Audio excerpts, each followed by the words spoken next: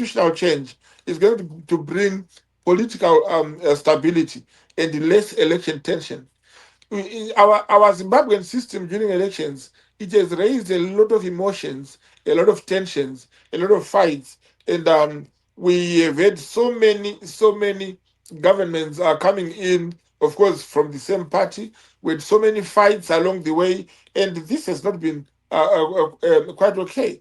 But what we look at is when the parliament elects the president, supporters could argue that this shifts politics from confrontation in the streets to a negotiation in the parliament. So it is another way to say we now negotiate the president we need through our members of parliament. We don't confront each other on the streets. We don't fight. We don't have these unnecessary lies by President A or B.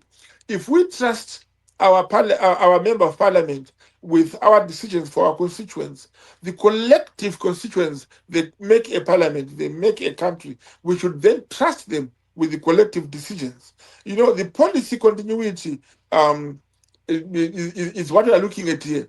If we continue up to 2030, there is policy continuity, which is in terms or in tandem with Vision 2030, which we have been talking about throughout all the years. You can see that 7-year mandate, it will let the government implement a long-term program in energy, in infrastructure development, agriculture, current stabilization,